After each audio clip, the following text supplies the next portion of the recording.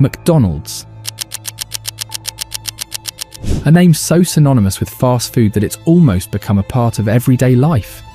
You could be in the bustling streets of New York, the deserts of Dubai, or a quiet corner of a rural town. Yet the golden arches always stand as a familiar beacon. But how did it get so big? How did McDonald's, a small drive-in restaurant in the heart of California, transform into the most successful fast food empire in the world? The answer lies not only in the vision of two brothers from San Bernardino, but in the relentless ambition and daring of Ray Kroc, a milkshake machine salesman turned businessman whose drive for success reshaped the fast food landscape forever. And honestly, that consistency is a big part of why customers keep coming back. When you walk into a McDonald's, you know exactly what to expect, and that reliability plays a huge role in deciding where to eat. Those early efforts to streamline processes and focus on efficiency didn't just meet customer expectations, they set the stage for McDonald's to stay ahead in a world where speed and consistency are pretty much non-negotiable. This is the story of how McDonald's grew from a humble beginning into a multi-billion-dollar global enterprise. The beginning of McDonald's. In the 1940s, two brothers, Richard and Maurice McDonald, were running a small, somewhat unconventional drive-in restaurant in San Bernardino, California. The brothers had a vision that was far ahead of its time, a vision of efficiency and consistency in food service that would change the industry. McDonald's was no ordinary restaurant.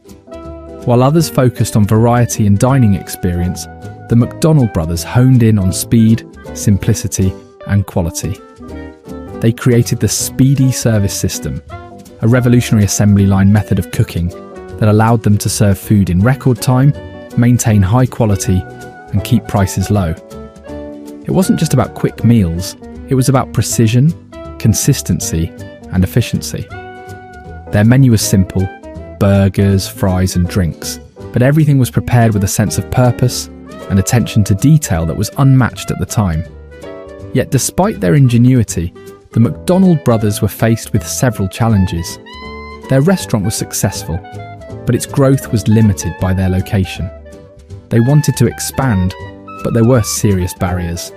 The restaurant was small, the demand for their service was rising, and they faced stiff competition from other drive-in chains. The brothers didn't have the resources to scale up or open more locations. They needed help. And that's when Ray Kroc came to play. Ray Kroc was not a restaurateur, he was a struggling milkshake machine salesman with a checkered past in various jobs, none of which had ever truly taken off. But one day, in 1954, he received an order for 8 of his milkshake machines from a restaurant in San Bernardino.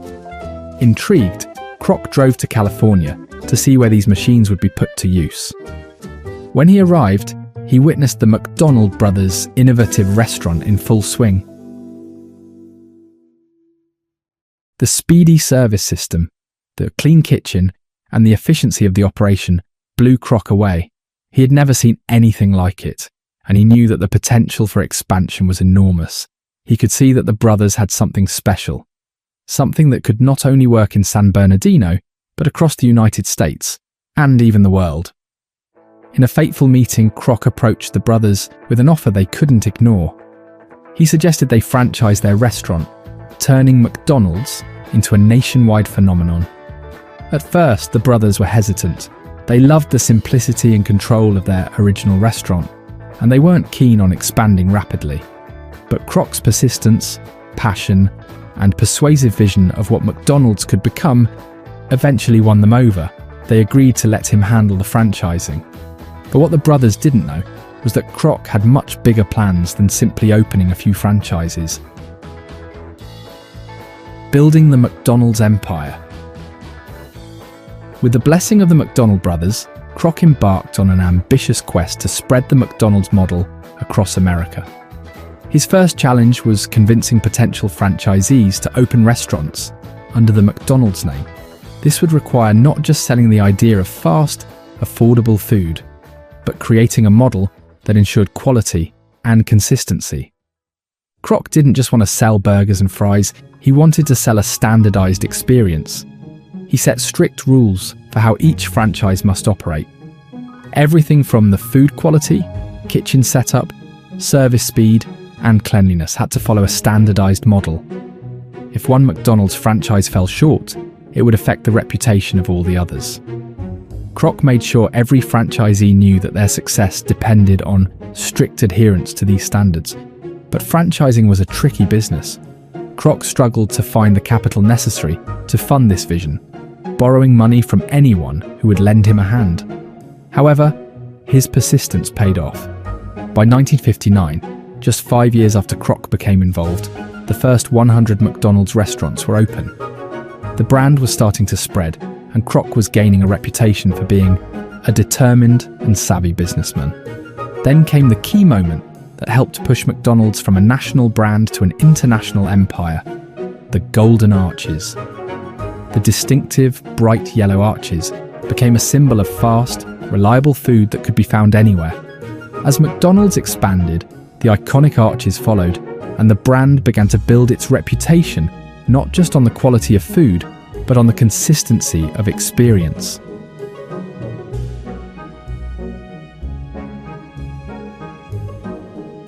The conflict with the McDonald brothers.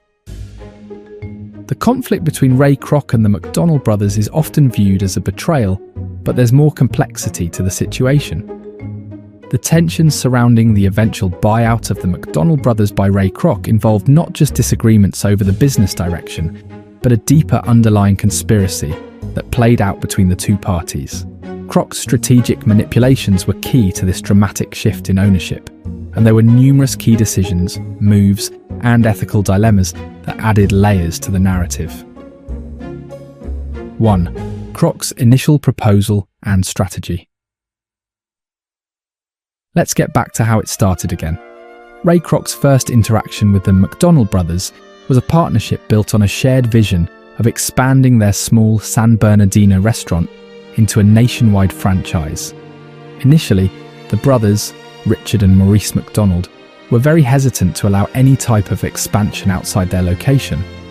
They were focused on maintaining the quality and efficiency of their innovative, speedy service system, and had no desire to risk diluting their brand or the customer experience by franchising. Kroc, however, had big ambitions and a long-term vision for McDonald's as a global brand, which was not in line with the brothers' more conservative approach. Kroc, seeing an opportunity, convinced them to let him franchise McDonald's, assuring them that he would only be responsible for the logistics of the franchises while they maintained control over the operational aspects of each restaurant. This proposal was meant to be a win-win situation, but it would ultimately lead to a deeper, more complex power struggle.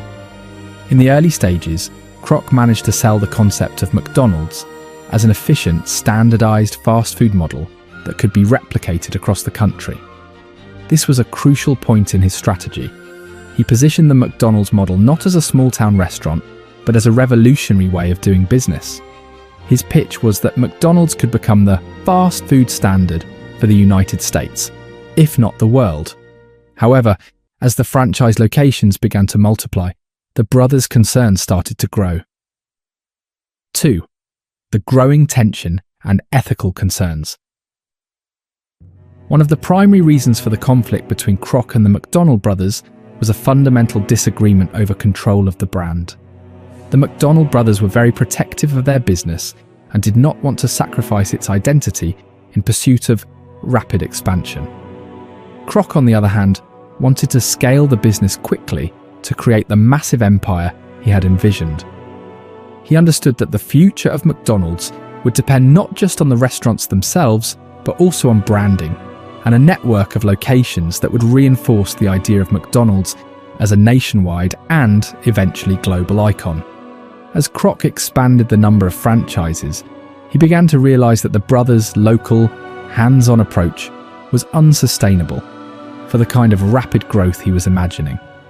The McDonald brothers were still very much involved in day-to-day operations and insisted on a very rigid formula for their restaurants, keeping things in tight control. Kroc wanted to make decisions faster, focusing on the broader aspects of the business, such as supply chains, advertising, and growing the brand's identity. The brothers' reluctance to delegate these responsibilities to Kroc was becoming an issue. But more than that, the brothers had begun to show a level of resistance to Kroc's ambitious expansion plan.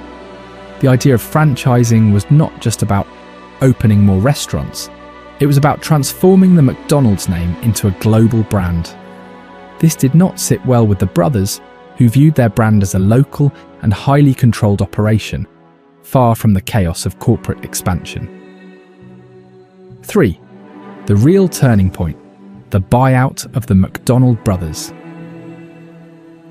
After several years of tension, the fundamental issue that led to the breakdown of the relationship was the control of the brand. Kroc understood that in order to build the empire he envisioned, he would have to assume full control of McDonald's. At this point, the McDonald brothers were still resistant to selling. Despite their frustrations with Kroc's management style, they held on to the hope that they could keep their vision intact. However, Kroc, who was a master of salesmanship and negotiation, devised a plan to wrest control of McDonald's away from the brothers. The most insidious aspect of this plan was that Kroc, in his talks with the McDonald brothers, used language and promises that made them believe they were still in control. He did this by offering them a seemingly fair deal. He would buy the rights to the McDonald's name, and the brothers would still retain a portion of the business in the form of royalties. What the brothers did not realize, however, was that Kroc had anticipated this resistance and carefully crafted an offer they couldn't refuse. Kroc made them an offer to buy out the company for a sum that seemed appealing to the brothers, but which in retrospect would prove to be an underhanded deal. For the price of $2.7 million, the McDonald brothers would effectively lose ownership of their own brand, an amount that seemed large at the time, but which was peanuts compared to the value McDonald's would eventually reach. 4. The devious mechanism behind the deal. What the McDonald brothers failed to understand at the time was the significance of the real estate deal Kroc had negotiated. While the brothers had agreed to sell the company for a hefty sum, Kroc made one key move that the brothers did not anticipate. The land that each McDonald's franchise would sit on became the true foundation of Kroc's success. In a stroke of genius, Kroc decided to buy up the land where each McDonald's franchise would be built and then lease it to franchisees. The lease terms were designed to be heavily favourable to Kroc. The franchisees were required to pay rent to Kroc, which allowed him to generate a steady and growing stream of income, regardless of how the individual franchises performed. This deal gave Kroc leverage over the franchisees and essentially locked the McDonald brothers out of any further involvement in the business. The McDonald brothers were completely blindsided by this move, as they had been focused on selling the McDonald's name, not the underlying assets that would truly give Kroc the power. Kroc's real estate maneuver would ultimately turn McDonald's into a multi-billion-dollar empire, while the McDonald brothers were left with a fraction of what they thought they had sold. The deal was sealed under the guise of a friendly transaction, but it left the brothers with very little. 5. The fallout and the ethical dilemma. The aftermath of the buyout was painful for both sides. The McDonald brothers were devastated. They had created the McDonald's concept from scratch, and now they had no say in the future of their own business. They had been outsmarted by Kroc's ruthless approach to business, and although they had received millions of dollars for their efforts, they were left feeling betrayed and powerless. For Kroc, the victory was bittersweet. He had achieved his dream of taking McDonald's to the next level, but the ethical cost was significant. Kroc's actions were not without controversy.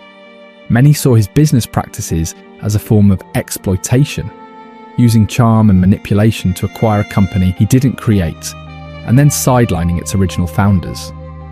Kroc's win was also a moral loss, and while he was praised for his business acumen, he was never fully forgiven by the McDonald brothers.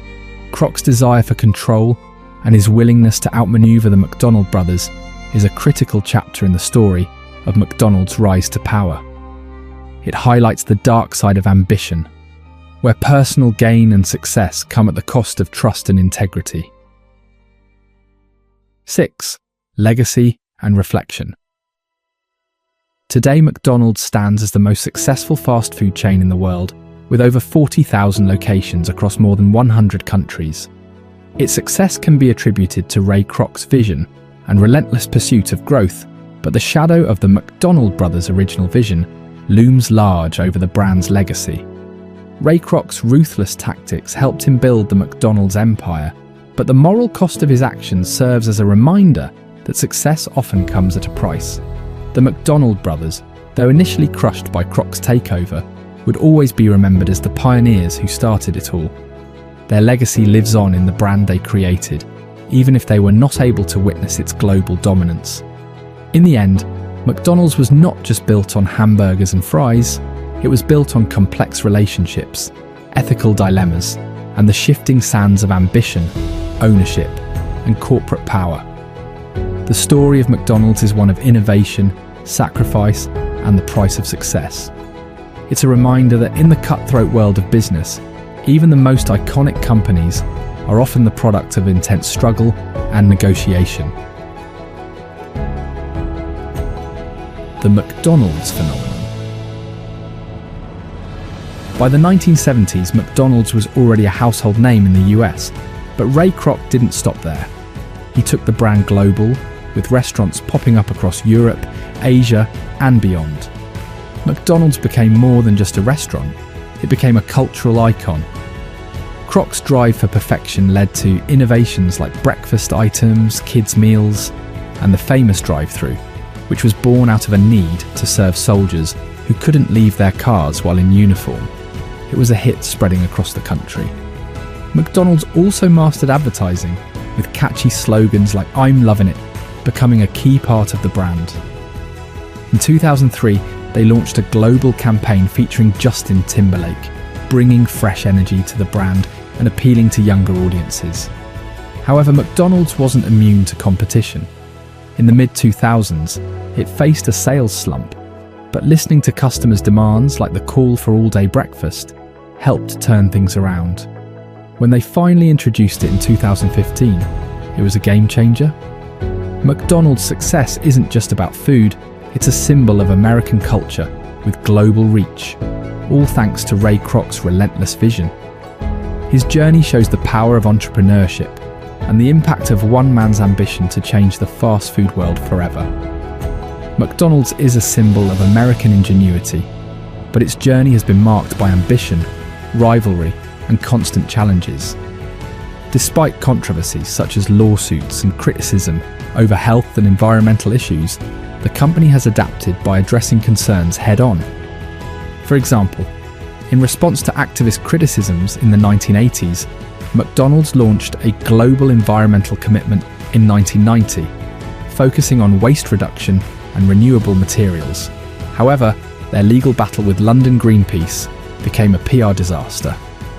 Despite this, McDonald's has worked to improve sustainability and innovation, setting ambitious goals for 2025 and making progress, such as sustainable coffee sourcing in 2019.